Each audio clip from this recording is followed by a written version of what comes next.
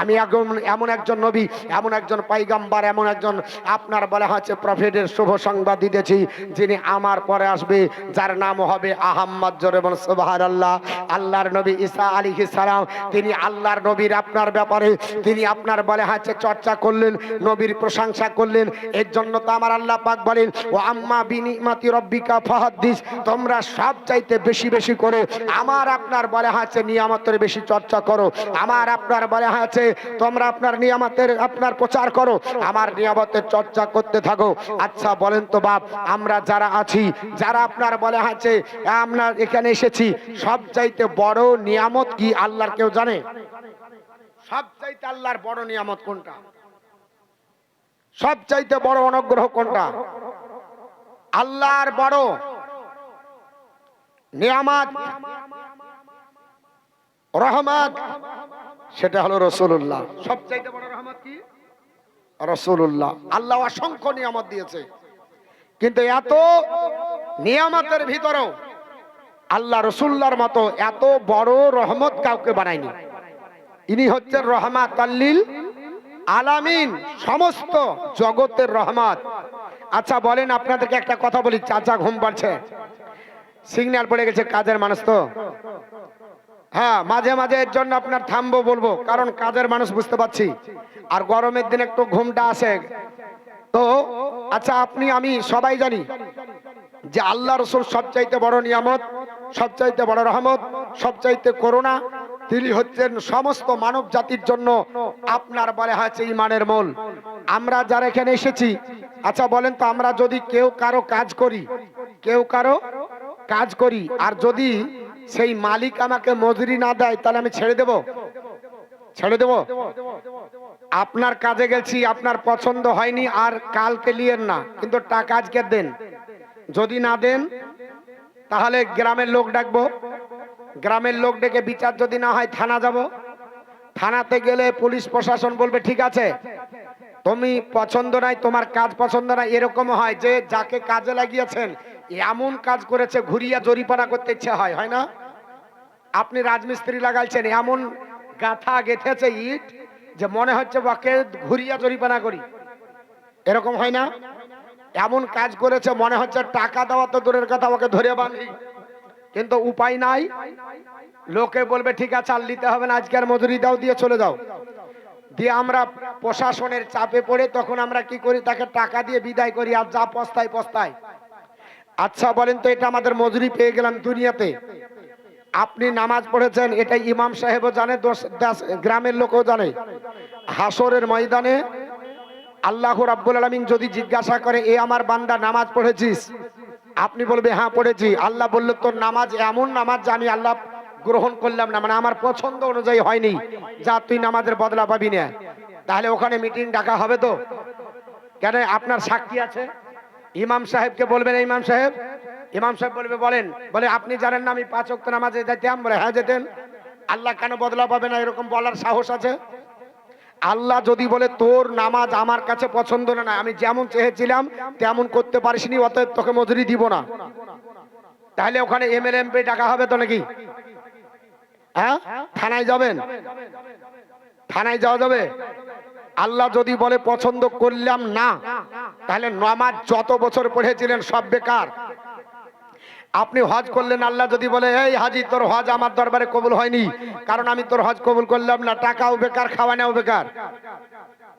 যাকাত দিয়েছেন, আল্লাহ যদি বলে কবুল করলাম না, কার বিরুদ্ধে মামলা ডাকবেন? ফকির ডাকবেন, এই তোকে দিয়েছি কিনা বলতে পারবেন? যা করেছেন আল্লাহ যদি বলে আমার পছন্দ নয়, কারো কিছু করার আছে নাই। আল্লাহর বিরুদ্ধে মামলা করা যাবে? আল্লাহর বিরুদ্ধে লোকজন ডেকে আদায় করা যাবে? সম্ভব হবে না।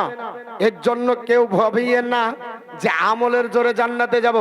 মুসলিম শরীফের হাদিস, আবু হুরায়রা বর্ণনা করেন, হাদিসটি 713 পৃষ্ঠার হাদিস, 7113 নম্বর, 7113 নম্বর হাদিস।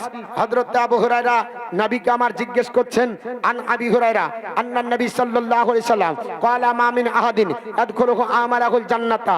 আল্লাহর নবী হযরতে আবু হুরায়রার কাছে আছেন। আবু হুরায়রা জিজ্ঞাসা করছে, ইয়া রাসূলুল্লাহ, ওগো নবী আপনি বলুন কোন ব্যক্তি জান্নাতে কিসের দৌলতে যাবে? আমার নবী বলেন, আবু হুরায়রা, এটা সম্ভব নয় যে কোন বান্দা বান্দি আল্লাহর জান্নাতে যাবে তার আমলের জোরে। আমলের জোরে জান্নাতে যাবে এটা সম্ভব নয়। ফাকিলা, আবার নবীকে জিজ্ঞাসা করা হলো, ইয়া রাসূলুল্লাহ ওয়ালা আনতা ইয়া রাসূলুল্লাহ, ওগো আল্লাহর হাবিব আপনিও কি আল্লাহর ইবাদত করে আপনার ইবাদতের জোরে আল্লাহর জান্নাতে যাবেন না? তো কলা, নবী বললেন, ওয়ালা আনা, আমিও না, ইল্লা আইয়াতা গাম্মাদানি রব্বি বিরহমাতি। এ আমার সাহাবারা শোনো, আমিও আমার ইবাদতের জোরে জান্নাতে যাব না, তবে আল্লাহর রহমতে আমাকে ছেয়ে আছে, তাই আমি আল্লাহর জান্নাতি মেহমান। অতএব রহমত যদি থাকে তবে জান্নাতে যেতে পারবে, নচেত নয়। রাসূলুল্লাহ যদি বলে যে ইবাদতের জোরে জান্নাতে যাবে না, এই মোল্লা যদি বলছে যে ইবাদত করো জান্নাতে যাবে, আরে মোল্লা তোর দরবারে, আল্লাহর দরবারে তোর ইবাদত পৌঁছাবেই না, তোর নামাজ হবে না যতক্ষণ নামাজের ভিতরে আল্লাহর রহমত না থাকবে। জাকাত বলে গণ্য হবে না যতক্ষণ জাকাতে আল্লাহর রহমত না থাকবে। হজ বলে কবুল হবে না যতক্ষণ আপনার আল্লাহর রহমত হজে না থাকবে। আল্লাহর সবচাইতে বড় রহমত হলো রাসূলুল্লাহ। নামাজ যদি পড়তে হয় রাসূলুল্লাহকে সম্পর্ক করে, আল্লাহর রহমতকে জড়িত করে নামাজ পড়ো, তবে তোমার নামাজ আল্লাহর দরবারে গ্রহণ হবে। জাকাত যদি রাসূলুল্লাহর সম্পর্ক না থাকে, জাকাত আল্লাহর দরবারে কবুল হবে না। হজ করলে যদি রাসূলুল্লাহর সম্পর্ক না থাকে, তাহলে তোমার হজ কবুল হবে না। আর হাইব্রিড হাজি হজ করতে যে বলছে মক্কা মুআজ্জামা ঘুরে আসলে হজ হয়, কিন্তু মদিনা না গেলেও হয়। আরে হাজির লাকাব পাওয়া যায়, কিন্তু জান্নাতের সার্টিফিকেট আপনার পাওয়া যায় না।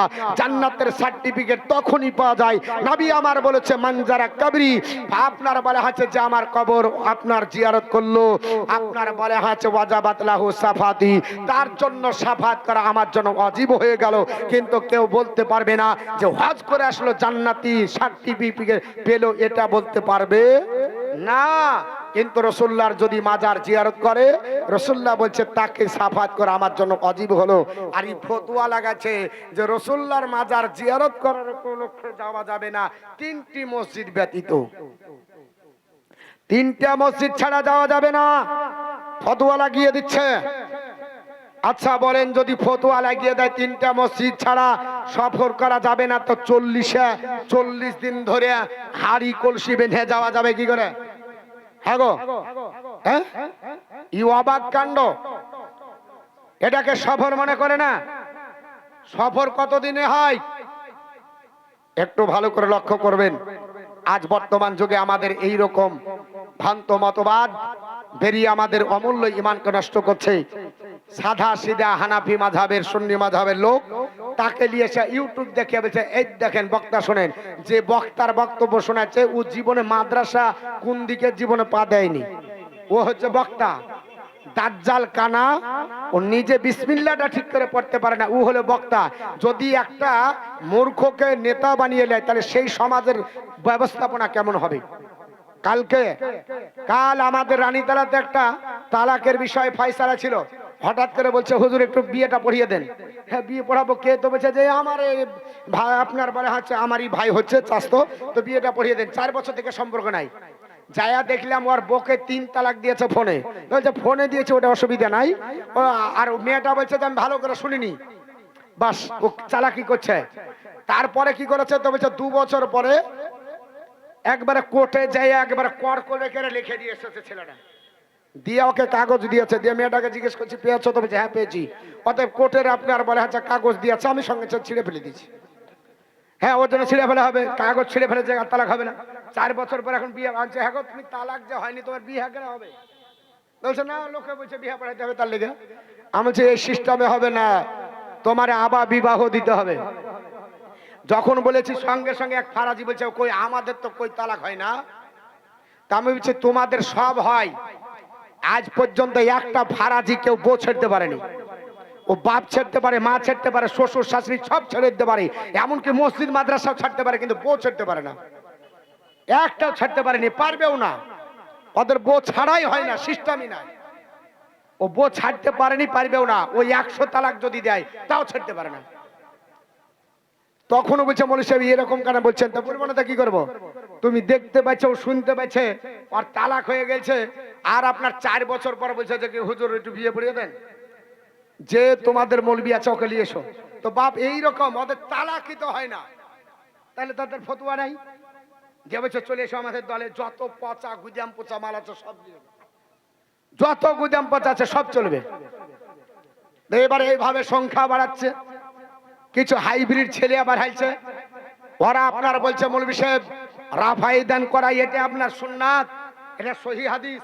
আচ্ছা বলেন তো সহি হাদিস যারা বলছে এরা জানে সহি কাকে বলে? আবার ওরাই বলে ইমাম মানা চলবে না। যারা সহি হাদিসের কথা বলে তারা বলছে ইমাম মানা চলবে না, কিন্তু সহি হাদিস মানতে গেলে ইমামকে সবচাইতে বেশি মানতে হবে। আমরা ইমাম মানি না তা নয়। একটা হাদিস থেকে কেউ দেখান যে রাসূলুল্লাহ বলেছে এটা আমার সহি হাদিস, বক্তৃতা করব না, বক্তৃতার জগৎ থেকে চলে যাব। দেখাতে হবে নবী আমার বলেছে এটা আমার সহি, নবী আমার বলেছে এটা হাসান হাদিস, নবী আমার বলেছে এটা জয়ীফ হাদিস, নবী আমার বলেছে এটা জাল হাদিস। বলেছে নবী? বলেনি। কে বলেছে? নবী বলেছেন আমি দুটো জিনিস রেখে গেলাম, একটা কোরআন আর একটা হাদিস। এখন এই হাদিস বুখারীতে জায়গা পেল, মুসলিমে জায়গা পেল, তিরমিজিতে জায়গা পেল, ইবনে মাজায় পেল, দারামিতে পেল, দারেকুতনিতে পেল, খাসাইসুল কুবরাতে পেল, অসংখ্য হাদিসে এই হাদিসগুলো জায়গা পেল। আপনার এই হিন্দুরা বলছে যে বুখারীতে আছে, তো বুখারী থেকে দেখাও যে আল্লাহ রাসূল বলেছে, বুখারী যেদিন পাবা মেনে নিও। একটা হাদিস দেখাও, একটা হাদিস দেখাও যে বুখারীতে মানতে হবে এটা বলেছে আল্লাহ রাসূল।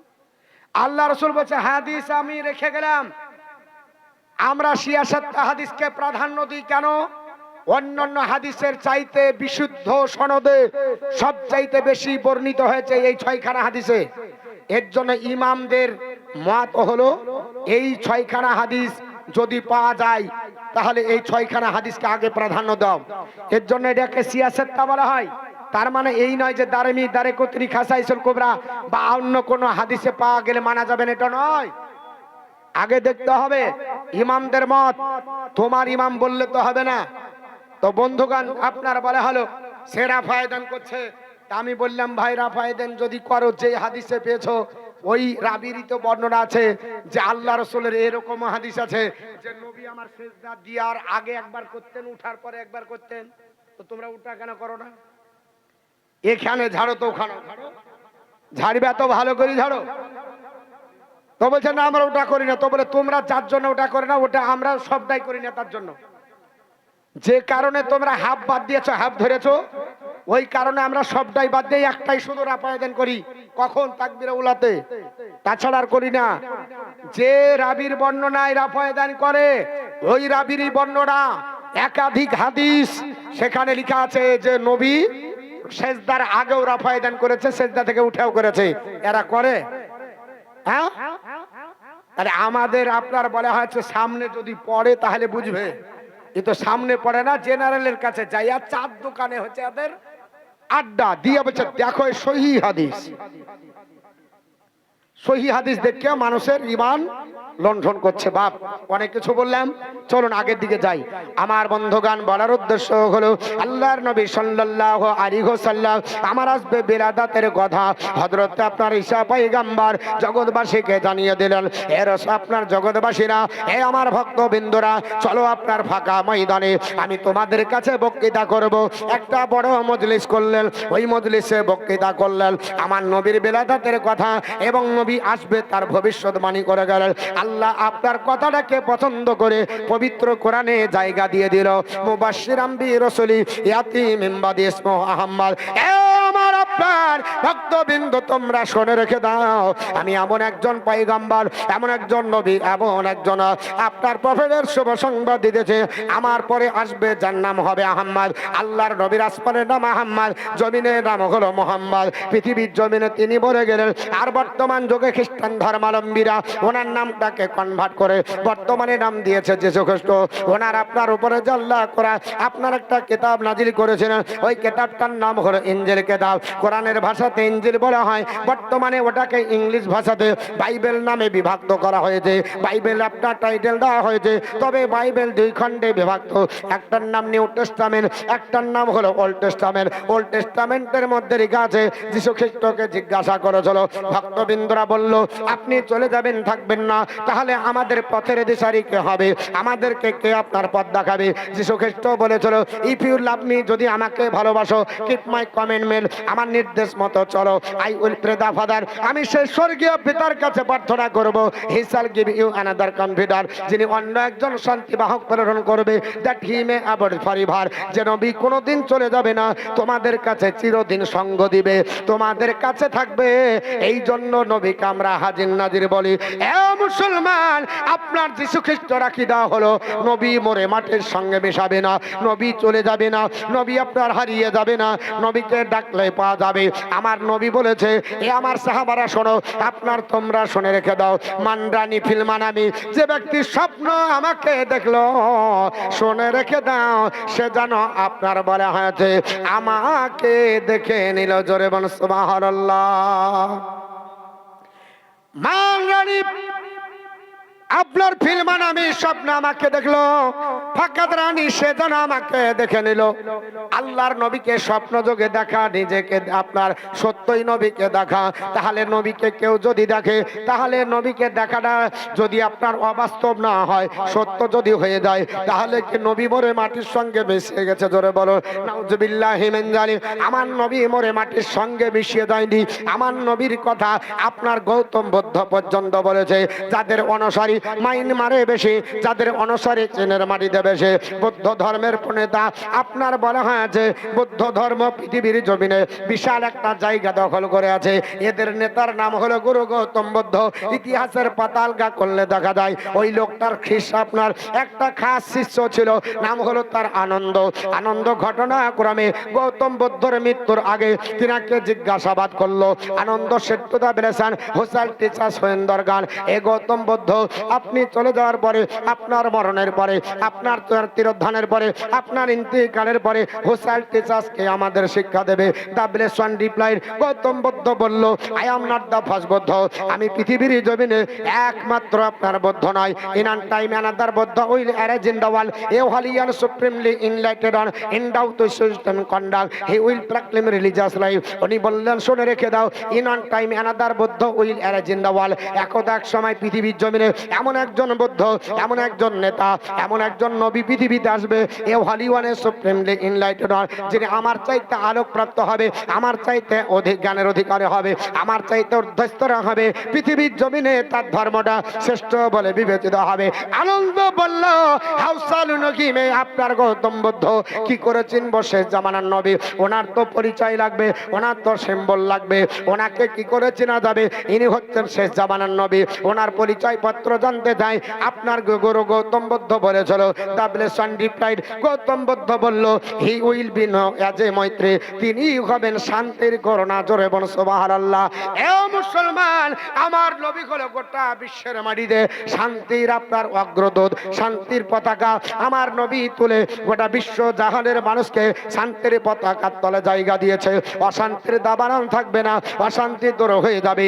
আমার নবী এসেছে গোটা মানব জাতিকে শান্তির তলে জায়গা দিয়ে মুগ্ধ করেছে। জোরে বলি, গোটা শান্তির তলে, পতাকার তলে নবী গোটা বিশ্ববাসীকে জায়গা দিয়েছে। যিশু আপনার গৌতম বুদ্ধ বলল, he will be known as a Maitri, তিনি হবেন শান্তির করুণা। আল্লাহ পবিত্র কোরআনে বলেছে, ওমা আরসালনাকা ইল্লা রাহমাতাল লিল আলামিন, হে নবী আপনাকে পাঠাই নাই, তবে পাঠিয়েছি আপনাকে দোনো জাহানের রহমত করে। নবী আমার হচ্ছে রাহমাতাল লিল আলামিন। আমার নবী পৃথিবীতে এসেছে, অশান্তির দাবানল দূর হয়েছে। যেই দিন পৃথিবীর জমিনে আপনার বলা হচ্ছে ভারতবর্ষ স্বাধীন হবার কারণে যদি প্রতি বছর পতাকা উত্তোলন করেন, যেই জামানাতে আইয়ামে জাহেলিয়াতের যুগে, দা এজ অফ ইগনোরেন্সের যুগে, যেখানে নারীদের আপনার বিচার ছিল না, অজ্ঞতার যুগে নারীদেরকে আপনার বাপ হয়ে নিজে জিন্দা পুঁতে দিত, যেটা আপনার বলা হয়েছে কাবা শরীফ থেকে একটু দূরে যদি হজ করতে যান বা উমরা করতে যান, ওই জায়গাটা দেখতে পাবেন রুকনে ইরাকির সামনে সামনে জায়গা। ওই জায়গাটা সৌদি সরকার আজ পর্যন্ত কোনো বিল্ডিং তৈরি করতে পারেনি। যখনই জিসিপি নিয়ে যে বিল্ডিং তৈরি করতে যায়, সেই জায়গা থেকে তাজা রক্ত বের হয়। জিজ্ঞাসা করলাম এটা কিসের জায়গা? বললো এটা আইয়ামে জাহেলিয়াতের যুগে ওই আপনার জীবন্ত মহিলাদেরকে দাফন করার জায়গা।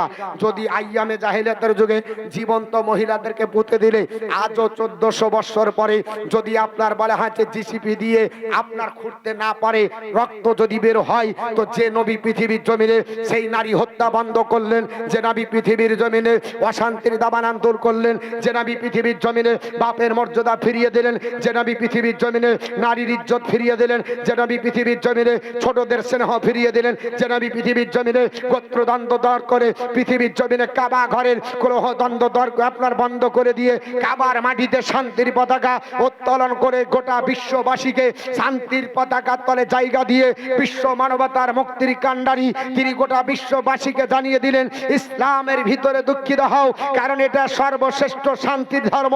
সেই নবীর আগমনের জন্য পতাকা উত্তোলন করা যাবে না, যাবে না? একটু জোরে বলতে হবে।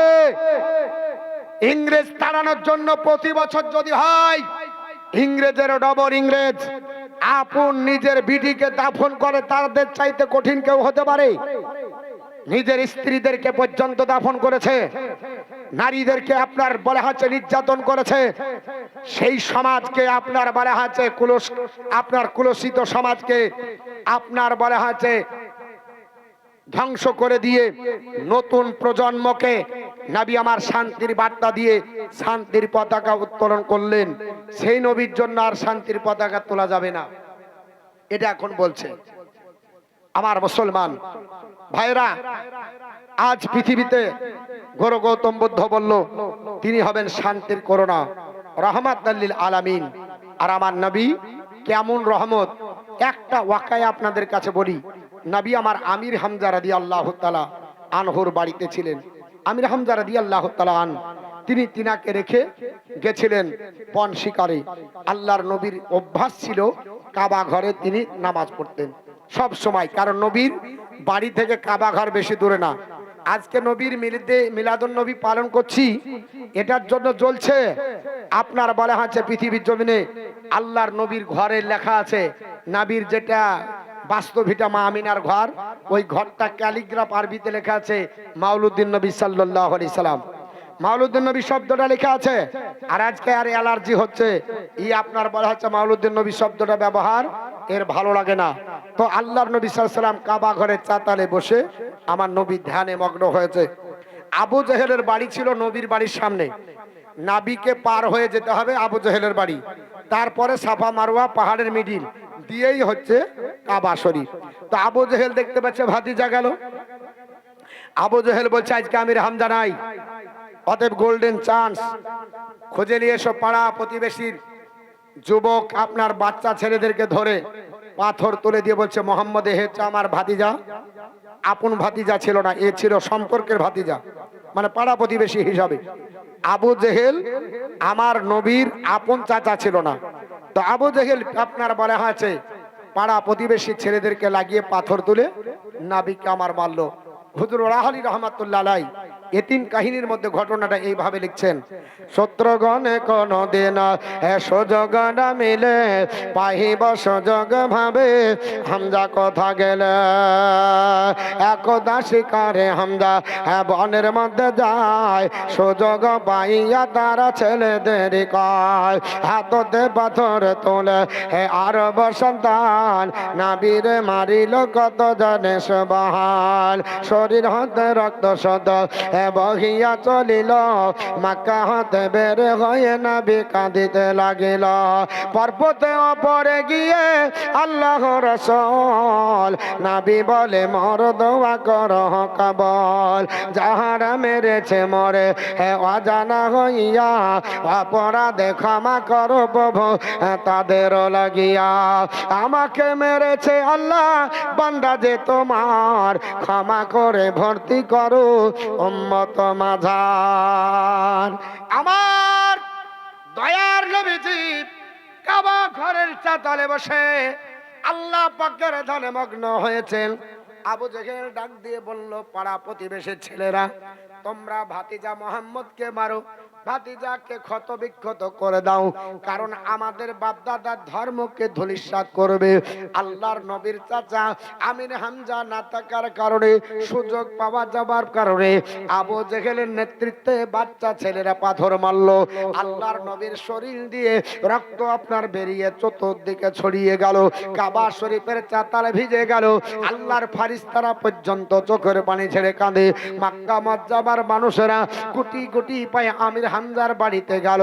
ওগো আমির হামজা, তুমি কি বাড়িতে আছো? বাড়িতে নয়। বউ বেরিয়ে আসলো, জিজ্ঞাসা করলো কি হয়েছে?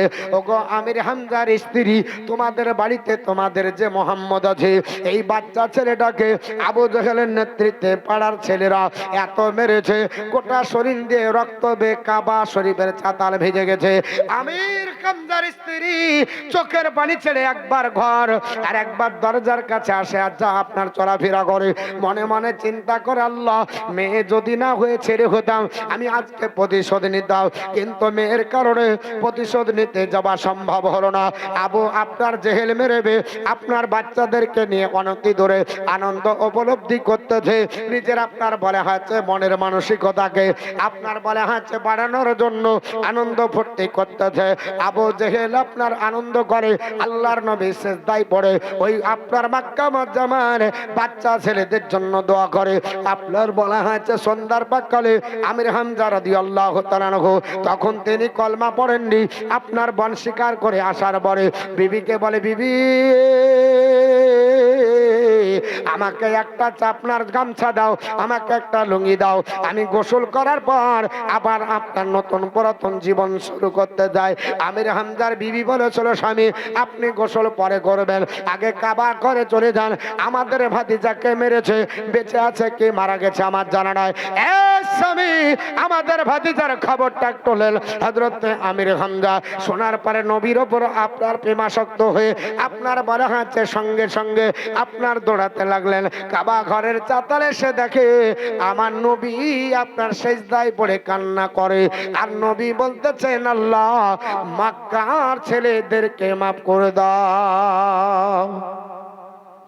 আরে হৃদয়ের মাঝে একটাই বাসনা,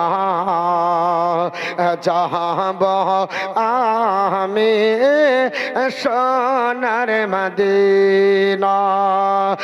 আমরা সকলে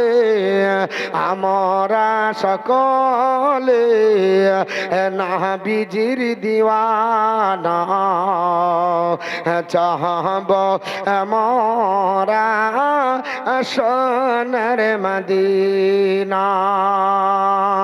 ইয়া সায়াছে সম্বল যে নাই, নেই যে আমার কোন সফিনা, থাকে তো যদি দোটে ডানা,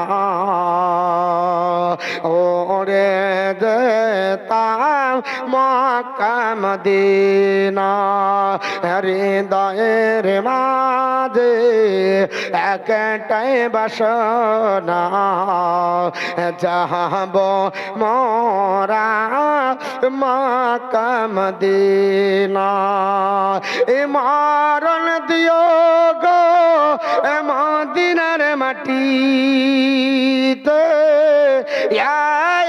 লাগে পাক রব্বান, মুখেতে দরদার, মুখেতে দরদার, সালামের নজরানা নিয়ে যাব মক্কা মদিনা।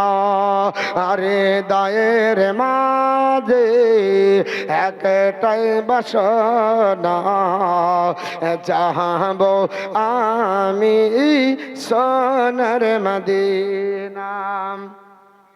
আমার বন্ধুগণ, বলার উদ্দেশ্য হলো আপনাদের কাছে যেটা আলোচনা করছিলাম, হযরতে আমির হামজা তাড়াতাড়ি যে দেখেন আমার নবী সেজদায় পড়ে যেন কান্না করে। হযরতে আমির হামজা ডাক দিয়ে বলে, ওরে ভাতিজা, একটু সেজদা থেকে মাথা উঠা, দেখো আমি তোমার চাচা এসেছি, আমি তাদেরকে সংহার করে দেব, ধ্বংস করে দেব। আপনার বলে হাঁচে ভিটাতে কারো বাতি জ্বলবে না। আল্লাহর নবী কোনো কথাই কর্ণপাত করলেন না, আমার নবী মাথা ওঠালেন না। আমির হামজা পৃথিবীর জমিনে আপনার বলে হাঁচে তাকিয়ে দেখেন কে মেরেছে ভাতিজাকে। হঠাৎ করে আবু জেহেলের দিকে নজর পড়ে গেল। আবু জেহেল মারার পরে আনন্দ উপলব্ধি করতেছে। আমির হামজা গড়ি গড়ি পায় আপনার যাবার পরে বলে, ওরে আবু জেহেল, আমার ভাতিজাকে মেরেছিস, কেন মারলি বল? যে ছেলেটা কোনোদিন মিথ্যা বলে না, কাউকে দুঃখ দিতে জানে না, 12 বছর বয়সে গোটা মক্কা মাজ্জামার মানুষকে চরিত্র দ্বারা মুগ্ধ করে আল আমিন উপাধি পায়, এই লোকটি কি কোনোদিন খারাপ হতে পারে? আমার আপনার ভাতিজাকে কেন মেরেছি?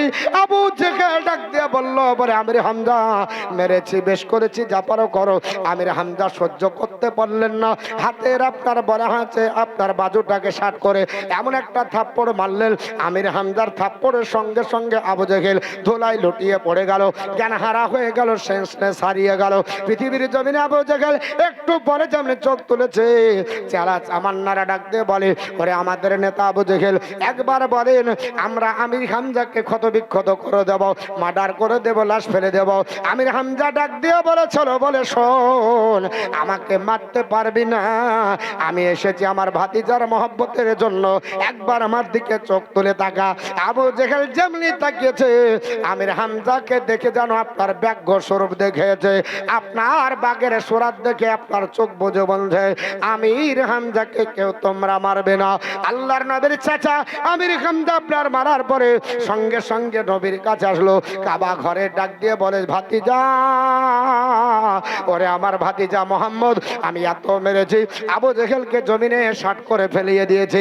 আমির হামজা আপনার ডাক দিয়ে বলে, ভাতিজা, এবার খুশিতে মাথাটা উঠাও, আমি তোমার মারের প্রতিশোধ নিয়ে এসেছি। আমার নবী খুশি হলেন না। নবী বলেছিলেন, চাচা, আমি না এসেছি কারো সংহার করিতে, আর তুমি কেন চাও চাচা প্রতিশোধ নিতে? এত বা করে আমির হামজা কই না বিবরে, ধন্য তুমি।